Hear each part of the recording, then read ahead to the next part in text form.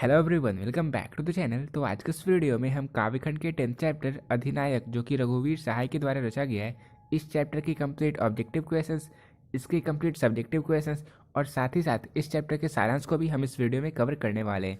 यानी कि इस वीडियो को कंप्लीट देखने के बाद ये चैप्टर आपका पूरी तरीके से कंप्लीट हो जाएगा और फिर इसके बाद एग्जाम में इस चैप्टर से चाहे जितने भी क्वेश्चंस पूछे जाएँ, चाहे जो भी क्वेश्चंस पूछे जाए, आप सारे क्वेश्चंस को इजीली सॉल्व कर दोगे। तो स्टार्ट कर दो इस वीडियो को। सबसे पहले हम इस चैप्टर के सारांश को कवर करने वाले हैं। तो इस चैप्टर में कविवर रघुवीर सहाय ने भारत के राष्ट्रीय गान जन गण मन अधिनायक जय है में जो अधिनायक शब्द का इस्तेमाल हुआ है, इस अधिनायक शब्द पर इन्होंने व्यंग्यात्मक कटाक्ष किया। ये कहते हैं कि ये जो अधिनायक है, असल में ये अधिनायक है कौन, तो इस पर इन्होंने व्यंग्यात्मक कटाक्ष किया है। और जो जो बातें इन्होंने इस चैप्टर में कही है, हम उन सारी बातों को इस वीडियो में कवर करने वाले। तो स्टार्ट करते हैं इस चैप्टर के सारांश को। ठीक है, देखो, अधिनायक शीर्षक कविता रघुवीर सहाय के काव्य संग्रह आत्महत्या के विरुद्ध से ली गई है। तो ये जो चैप्टर है अधिनायक, ये चैप्टर किस काव्य संग्रह से लिया गया है? ये लिया गया है रघुवीर सहाय के काव्य संग्रह आत्महत्या के विरुद्ध से। ये एक व्यंग्य कविता है और ऐसी व्यंग्य कविता है जिसमें हास्य नहीं बल्कि आज़ादी के बाद के सत्ताधारी वर्ग के प्रति रोषपूर्ण कटाक्ष है। तो वैसे तो ये जो कविता है ये एक व्यंग्य कविता है, लेकिन ये इस तरह की व्यंग्य कविता है जिसमें कोई हंसी मजाक नहीं है, बल्कि आज़ादी के बाद भारत के जो सत्ताधारी दल है, भारत के जो सत्ताधारी वर्ग है, उनके प्रति रोषपूर्ण कटाक्ष इस चैप्टर में, इस कविता में प्रकट किया गया है। ठीक है, देखो, राष्ट्रीय गान में निहित अधिनायक शब्द को लेकर ये में वर्तमान व्यवस्था के विरुद्ध आक्रोश फूटा है। कवि ये कहते हैं कि राष्ट्रगीत में जनगण मन अधिनायक आया है, लेकिन ये अधिनायक है कौन? स्वतंत्रता आई, आम आदमी पिस गया और उसका जो स्वप्न था, उनका जो सपना था, वो भी भंग हो गया। यानी कि स्वतंत्रता प्राप्ति के बाद भारत की जो नागरिकों की जो आशाएं थी, इनकी जो उम्मीदें थी, वो सारी अब टूट सी चुकी है, अब सारी धूमिल सी हो चुकी है। इसी के संदर्भ में कविवर रघुवीर सहाय जी कहते हैं कि हर चरना जो कि एक आम आदमी का प्रतीक है वो विफल है, उसका सुथन भी फटा हुआ है। वो एक सरकारी स्कूल में पढ़ता है, तो हरचरणा नाम का एक आम आदमी, एक आम नागरिक है और ये सरकारी स्कूल में पढ़ता है और इसका जो सूथन है वो भी फटा हुआ है। राष्ट्रीय पर्व पर ध्वजारोहण होता है और वह भी राष्ट्रगान दोहराता है। तो जैसा कि आप सबको पता है, राष्ट्रीय पर्व पर ध्वजारोहण होता है, झंडा तोलन किया जाता है और जो राष्ट्रगान है उसे दोहराया जाता है। यहाँ पे ये नहीं कहा जा सकता कि जिस अधिनायक का गुणगान हो रहा है वह कौन है। ये नेता सत्ताधारी ताम झाम टीम टाम रौब दौब के साथ तोपों के बीच अपना ही गुणगान करा रहे हैं, क्योंकि इस लोकतंत्र के तो यही अधिनायक हैं। तो देखो, आप जब राष्ट्रीय गान गाते हो तो आप गाते हो जनगण मन अधिनायक जय है भारत भाग्य विधाता। आपको इसका अर्थ पता है? अगर आप अच्छे से खुद से एनालाइज करोगे तो आपको पता चलेगा कि जनगण मन अधिनायक जय है का मतलब ये हुआ कि भारत की जनता, भारत की नागरिक आपको अपने मन से अधिनायक, यानी कि आपको अपने मन से अधिनायक मानती है, अधिनायक स्वीकारती है। और अब आप, हमारे जो भारत है, इसके भाग्य विधाता है। तो इस तरह से जो गुणगान किया जाता है, ये असल में किनका किया जाता है? ये किया जाता है भारत के जो सत्ताधारी दल हैं उनका किया जाता है। ठीक है, तो देखो, यहाँ पे वही बातें कही जा रही है कि वह कौन है। ये नेता सत्ताधारी ताम झाम टीम टाम रौब दौब के साथ तोपों के बीच अपना ही गुणगान करा रहे हैं, क्योंकि इस लोकतंत्र के तो यही अधिनायक हैं। ये अधिनायक नंगे बूढ़े नर कंकालों के माध्यम से उत्सव मना रहे हैं, मौज मार रहे हैं। तो जो गरीब जनता है उन सब के माध्यम से ये जो अधिनायक कहे जाने वाले जो सत्ताधारी वर्ग के नेता हैं, ये उत्सव मना रहे हैं, मौज मार रहे हैं। यहाँ कोई है, कोई जनगण मन? बस यहाँ तो महाबली अधिनायक ही है। इसका मतलब ये हुआ कि यहाँ पे कोई जनगण मन, यहाँ पे कोई अपने मन से आपको अधिनायक स्वीकार नहीं करती है, बल्कि आप तो अपने बल से यहाँ के अधिनायक बन बैठे हो। सारी जो जनता है, सारी जो पीड़ित जनता है, वो आपका रोज बाजा बजाती है। इसका मतलब ये हुआ कि यहाँ की जो जनता है वो बुझे हुए वन से, वो बेमन से आपका गुणगान करती है। और वो ऐसा इसलिए करती है क्योंकि आप यहाँ के सत्ताधारी दल हो, और इसके लिए उन्हें डर भी है कि अगर वो आपके विरुद्ध जाएंगे तो आप उनका जीना दुभर कर दोगे। बस यही कारण है कि वो बेमन से आपकी जय जयकार करती है, वो आपका बाजा बजाती है। ठीक है, तो इस चैप्टर के कंप्लीट सारांश को हमने इजीली कवर कर लिया। अब हम कवर करने वाले हैं इस चैप्टर के ऑब्जेक्टिव क्वेश्चंस को, और इसके बाद हम कवर करेंगे इस चैप्टर के सब्जेक्टिव क्वेश्चंस को।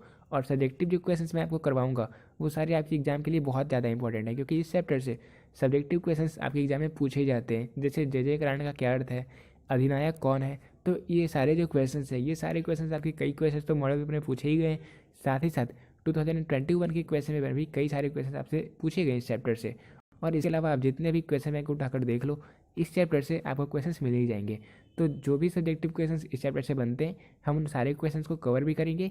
तो स्टार्ट करते हैं। सबसे पहले हम कवर कर लेंगे इस चैप्टर की कंप्लीट ऑब्जेक्टिव क्वेश्चंस को।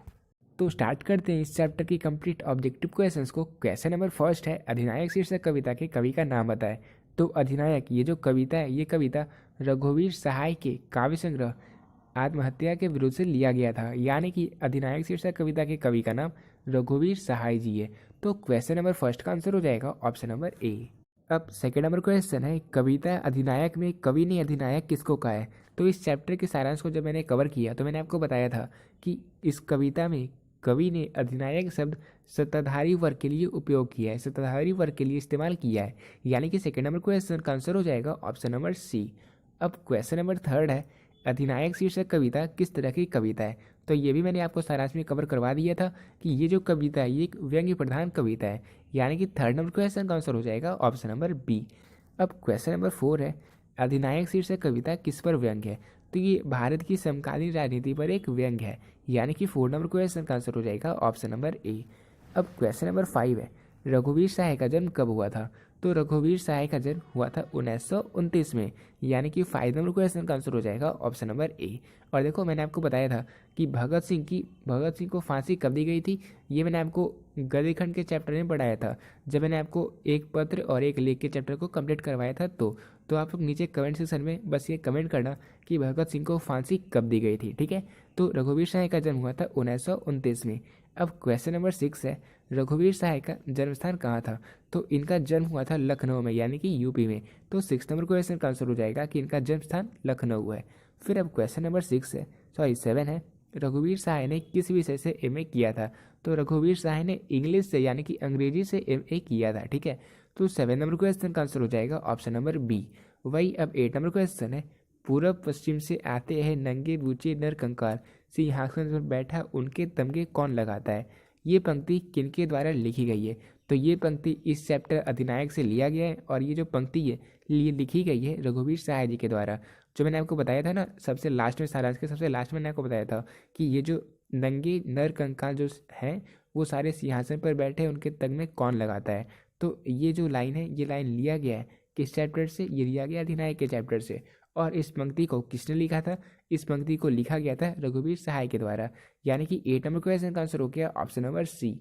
अब 9 नंबर क्वेश्चन है, समकालीन कविता की वाचनाएं किस कविता केंद्र की स्थापना रघुवीर सहाय ने की थी। तो इन्होंने कौमुदी की स्थापना की थी, यानी कि 9 नंबर क्वेश्चन का आंसर हो जाएगा ऑप्शन नंबर ए। अब क्वेश्चन नंबर 10 है, रघुवीर सहाय को उनकी किस कृति पर साहित्य अकादमी पुरस्कार प्राप्त हुआ था।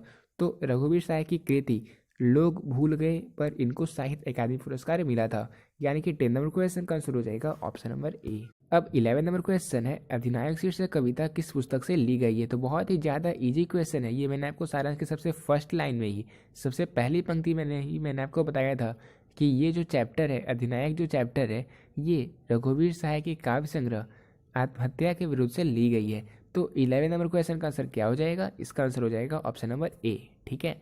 फिर अब क्वेश्चन नंबर 12 है, रघुवीर सहाय किस काल के कवि है। तो ये भी बहुत ही ज़्यादा इजी क्वेश्चन है। आप इनके बर्थ के ईयर को भी जानकर पता लगा सकते हो, क्योंकि इनका जन्म हुआ था 1929 में, इसलिए ये आधुनिक काल के कवि थे। तो 12 नंबर क्वेश्चन का भी आंसर हो जाएगा ऑप्शन नंबर ए। अब क्वेश्चन नंबर 13 है, किन किन पत्रों के मार्फत रघुवीर सहाय ने पत्रकारिता की। तो नवजीवन, समाचार विभाग, आकाशवाणी, नवभारत टाइम्स, इन सभी पत्रों के मार्फत रघुवीर सहाय ने पत्रकारिता की थी। तो 13 नंबर क्वेश्चन का आंसर हो जाएगा ऑप्शन नंबर डी, यानी कि उपरोक्त सभी। फिर अब क्वेश्चन नंबर 14 है, कवि रघुवीर सहाय के पिता का क्या नाम था। तो इनके पिताश्री का नाम हरदेव सहाय था, ये जो कि एक शिक्षक थे। तो 14 नंबर क्वेश्चन का आंसर हो जाएगा ऑप्शन नंबर ए। अब क्वेश्चन नंबर 15 है, कवि रघुवीर सहाय का निधन कब हुआ था। तो इनका जन्म हुआ था 1929 में, और इनकी मृत्यु हो चुकी थी 30 दिसंबर 1990 में, यानी कि क्वेश्चन नंबर 15 का आंसर हो जाएगा ऑप्शन नंबर सी। तो अब हमने इस चैप्टर की कंप्लीट ऑब्जेक्टिव क्वेश्चंस को कवर कर लिया है। अब सबसे लास्ट में हम इस चैप्टर की कंप्लीट सब्जेक्टिव क्वेश्चंस को कवर करने वाले हैं। तो अब हम इस चैप्टर की कंप्लीट सब्जेक्टिव क्वेश्चंस को कवर करने वाले हैं। क्वेश्चन नंबर फर्स्ट है, हर्षणा कौन है, उसकी क्या पहचान है। तो देखो, वैसे तो मैंने आपको ऑलरेडी सारा में बता दिया था कि हर्षणा एक आम आदमी का प्रतीक है, लेकिन किस तरीके से आप एग्जाम में आंसर करोगे ताकि आपके 2 मार्क्स सिक्योर हो सके, क्योंकि ये क्वेश्चन आपके एग्जाम में 2 मार्क्स का पूछा अधिनायक में हथकंडा जो है वो कि एक आम आदमी का प्रतीक है, जिसकी स्थिति स्वतंत्रता प्राप्ति के बाद बड़ी ही दयनीय हो गई है। यानी कि स्वतंत्रता के बाद ये जो हथकंडा है, ये जो आम आदमी है, इसकी स्थिति और ज़्यादा बुरी हो गई है। वह फटा सूथन पहने राष्ट्रीय गान गा रहा है और उसकी इस दुरावस्था का उत्तरदायी, इसका मेन रीजन जो है वो अधिनायक ही है, जिसने ऐसी स्थितियाँ उत्पन्न कर दी है। तो इस पंक्ति के माध्यम से कवि ये कहना चाहते हैं कि भारत की जो जनता है उसकी स्थिति और ज़्यादा दयनीय हो गई है स्वतंत्रता प्राप्ति के बाद, और इसका जो मेन रीजन है वो सत्ताधारी दल ही है।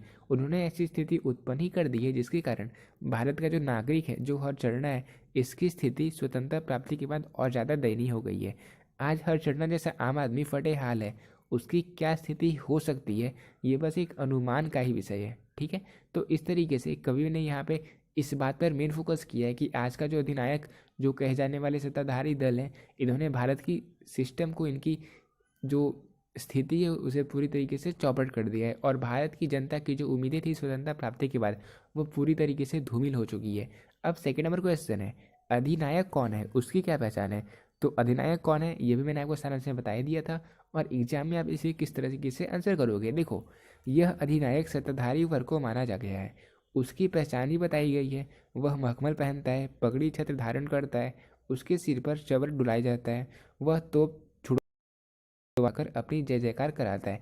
तो जो अधिनायक है वो भारत के सत्ताधारी दल को माना गया है, सत्ताधारी वर्ग को माना गया है। और उनकी पहचान भी जो अमीरों वाली पहचान होती है वो उनकी पहचान है, मतलब वो मखमल पहनते हैं, पगड़ी छत्र धारण करते हैं, उनके सिर पर चवर डुलाया जाता है, वह तोप छुड़वाकर ढोल बजवाकर अपनी जय जयकार करवाते हैं। और भारत की जो जनता है, भारत की जो निरीह जन है, उन्हें उनका गुणगान करना ही पड़ता है। वो उनका गुणगान करते ही रहते हैं, और ये बात भी सही है।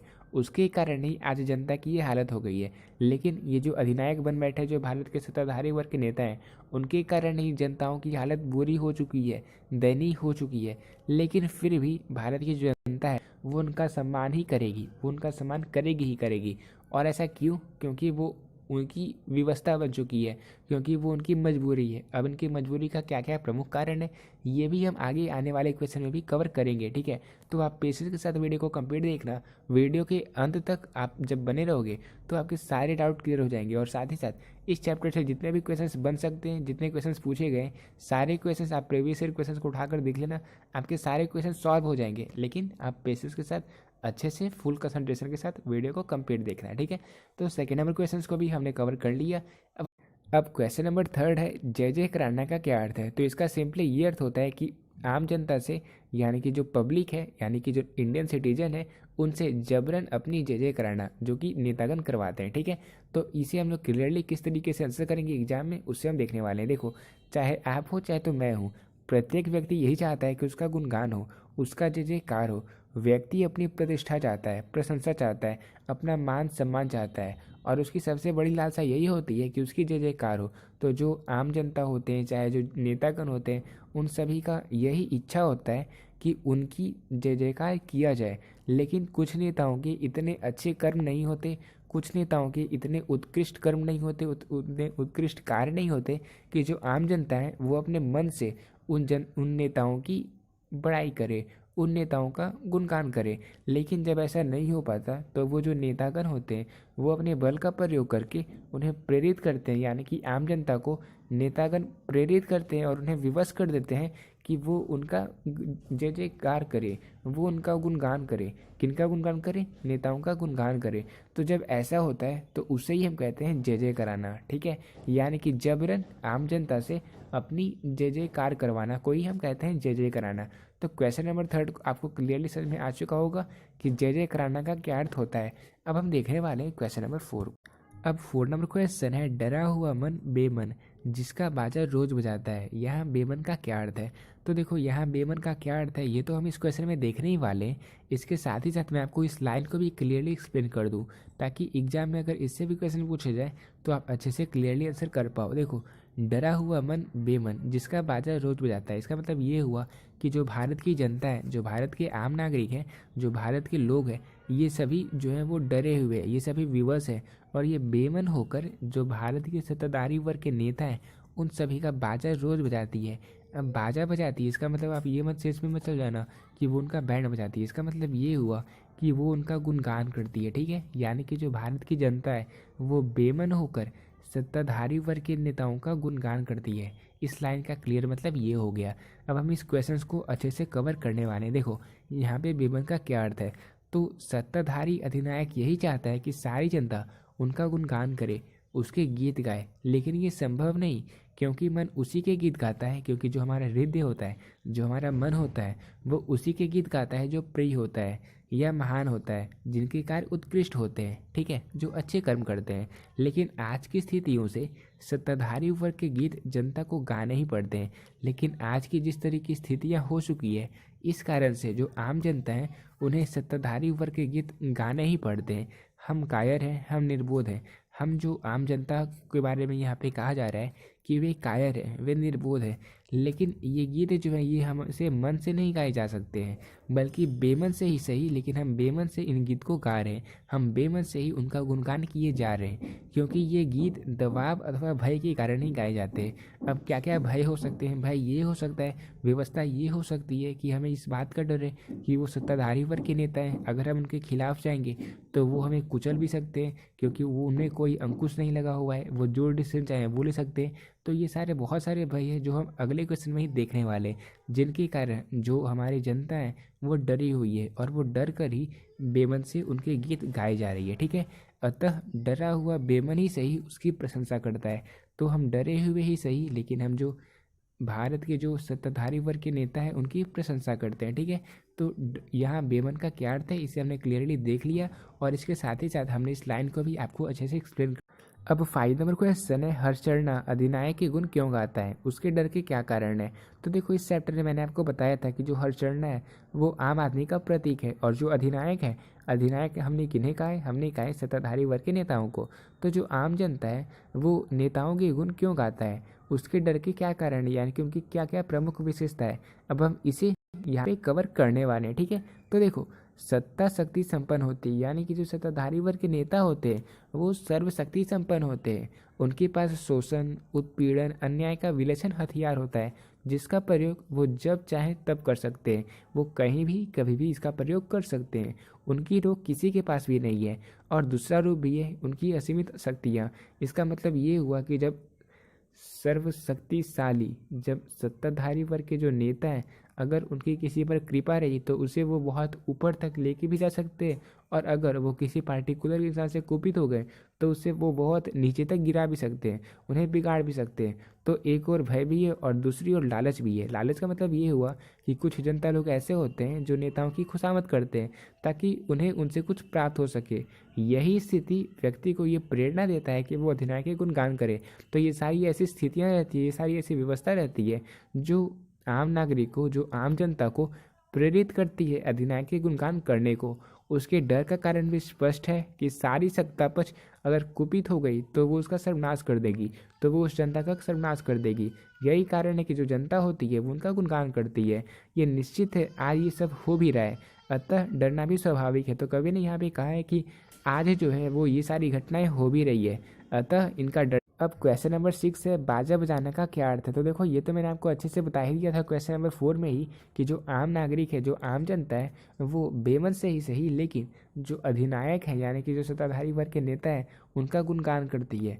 जो सत्ताधारी है उनका गुणगान करना और उनकी हाँ में हाँ मिलाना ही बाजा बजाना कहलाता है, यानी कि उनके प्रति बिना किसी शर्त के अपना पूर्ण समर्पण दिखाना ही बाजा बजाना कहलाता है, ठीक है। तो ये बहुत ही इजी क्वेश्चन था और इसे हमने क्लियरली कवर भी कर लिया छोटे से क्वेश्चन में।